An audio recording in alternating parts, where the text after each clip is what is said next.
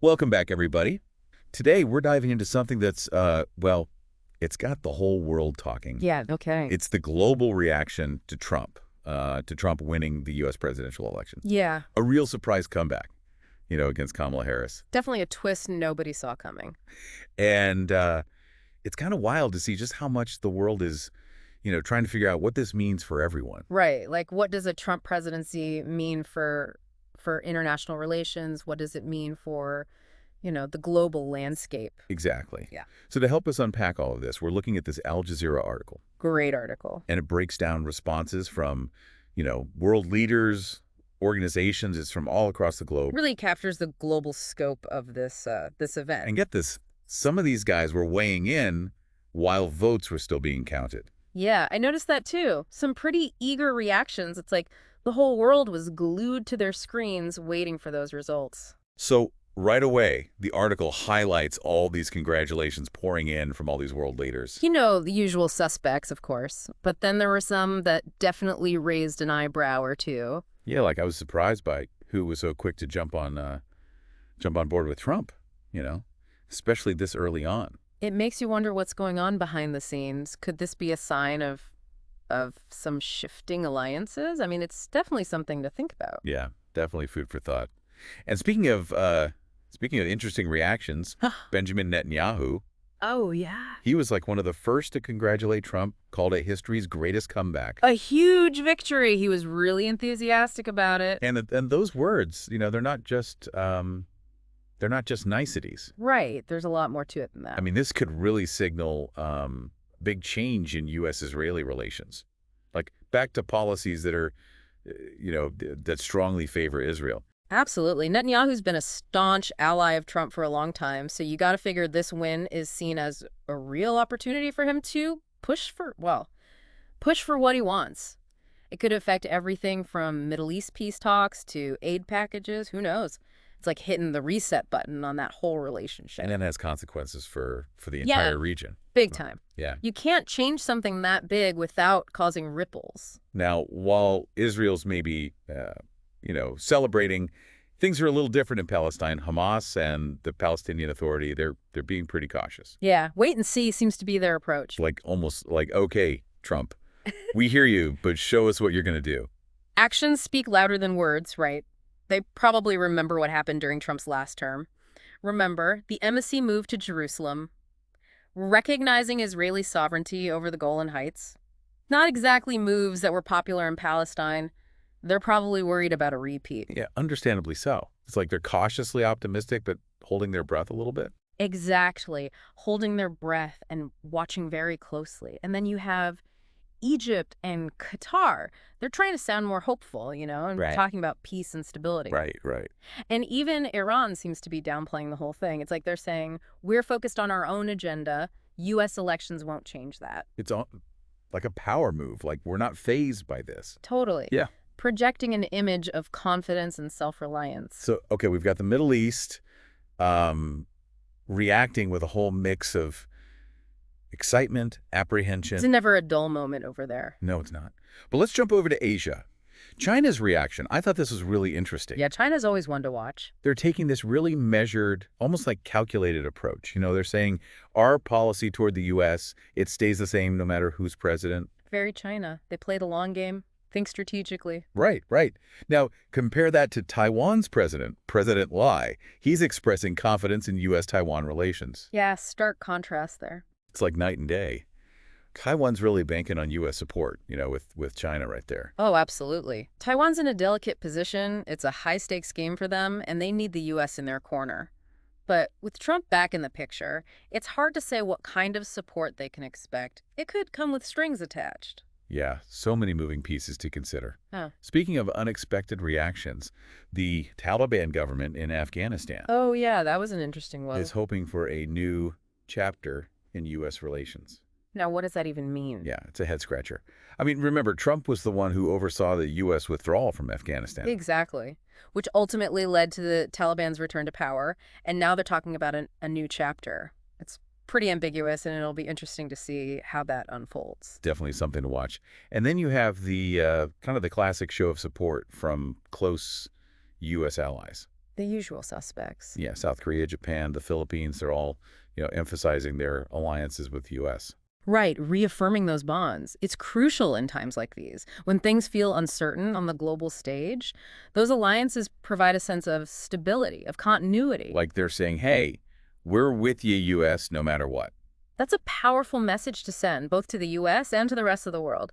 But things get a lot more complicated when we look at Russia and Ukraine. Oh, yeah. Talk about a tense situation. You've got Zelensky on one side, and he sounds surprisingly optimistic about Trump's return. He's putting his faith in Trump's peace through strength approach. Right, peace through strength. It's Yeah. a bold strategy. It is, and we'll have to wait and see if it pays off in this situation. He's hoping that U.S. support for Ukraine will continue under Trump. Mm. That Trump will be able to use his deal-making skills to bring some kind of peace agreement. Right, like he's betting on Trump, the negotiator. Mhm. But Trump's stance on this whole Russia-Ukraine thing has been, well, let's just say unpredictable. To put it mildly. Yeah, during his first term, it was hard to tell where he stood. One minute he's criticizing NATO, the next he's praising Putin. It was a real roller coaster. So I think Zelensky's optimism might be a little premature. We'll have to see how things actually play out. And then you have Russia. They're not exactly thrilled about Trump's win. Peskov, Medvedev, they're not exactly rolling out the red carpet. Yeah, there's definitely some skepticism there. They're probably thinking, okay, what does this mean for us? What's Trump going to do? Remember, his peace through strength approach, well, that often means showing off military power, taking a tougher stance in negotiations. Not exactly what Russia wants to hear, especially with what's going on in Ukraine. Exactly. They're trying to assert their dominance there, and a strong U.S., especially one led by Trump, well, that could complicate things for them. And then the Russian Foreign Ministry, they're basically saying, look, we'll work with whoever's in charge, but don't expect us to back down on Ukraine. It's a clear message. They're drawing a line in the sand. The Ukraine war, it's a huge flashpoint in global politics. And with Trump's victory, things just got a whole lot more unpredictable. We could see things escalate, alliances could shift. It's a high-stakes game, and the stakes just got even higher. It's like the whole world's holding its breath, waiting to see what Trump's going to do. And speaking of holding their breath, Europe's reaction is a real mix of, well, cautious optimism, maybe a little apprehension mixed in there. They're trying to find that balance, On the one hand, they want to emphasize the strong relationship with the U.S., the shared values, the importance of working together. But I'm sure behind closed doors, they're wondering, okay, what does this really mean for us? What's going to change? Yeah, like the NATO Secretary General, he's saying he expects continued strong leadership from Trump within the alliance. But, there are some serious conversations happening right now, trying to figure out how to deal with this new reality. Oh, absolutely. I mean, let's not forget, Trump has been pretty critical of NATO in the past. He's questioned its relevance, complained about how much the U.S. contributes. So, yeah, there are these statements of reassurance, but there's also this underlying sense of wait and see, a bit of pragmatism. It's like a delicate dance. They want to keep the relationship going, but also be prepared for some bumps in the road. And it's not just Europe feeling the effects. Canada, Mexico, Brazil, Argentina, they're all kind of in the same boat, a mix of hope and uncertainty. It makes sense, right? They all have these close ties to the U.S. economically, politically. They rely on the U.S. for trade, for security, and now they're all trying to figure out, okay, what does a Trump presidency mean for us? Where do we fit in now? It's a reminder that what happens in the U.S. doesn't stay in the U.S. It has ripple effects all over the world. Yeah, the whole world's watching, trying to figure out what happens next. Even the UN Secretary General's weighing in. He's talking about the importance of the U.S. and the UN continuing to work together. Yeah, like he's saying, hey, let's not let this political shakeup derail everything. We've got important work to do. It's a call for stability, for continuity. Because, global problems don't just disappear because there's a new president in one country, even if that country is the United States. Right, it's bigger than just one election. There's this whole global system in place. Exactly. But speaking of the U.S., we can't forget about what's happening here at home. This Al Jazeera article, it includes this photo of Kamala Harris supporters, and they're watching the election results come in. You can see the disappointment, the concern on their faces. That's a powerful image. It is, and it's a reminder that while the world reacts to Trump's victory, America itself is divided. We're dealing with the consequences of this election, too. It's like all these internal struggles are playing out on a global stage. It's fascinating and a little bit unsettling. It really makes you think. So, where do we go from here? We've talked about the initial reactions, the different perspectives, the potential for things to change. What happens next? That's the million-dollar question, isn't it? This is just the beginning. Now the real work starts. Figuring out how to navigate this new reality, both here in the U.S. and on the global stage. Yeah, it's like we're standing at this fork in the road, Mm. and the whole world's watching, waiting to see which way Trump's going to go. What does it all mean for like the average person, someone who's just trying to understand like all this global stuff?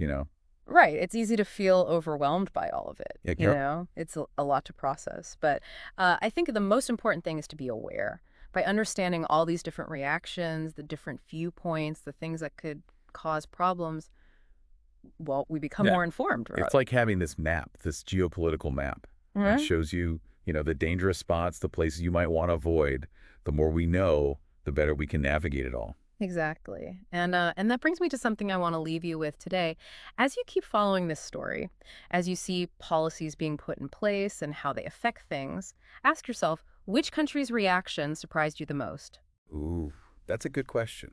Really makes you think. Yeah, it makes you question your own ideas about different countries, about how they relate to the US, and about all the things that are shaping the world. Because sometimes the reactions you least expect, well, they can tell you a lot about what's really going on, about power shifts, changing alliances, about the future that's unfolding right in front of us. It's like, wow, we're all living through history.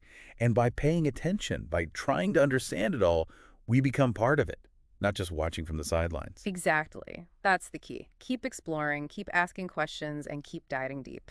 Until next time.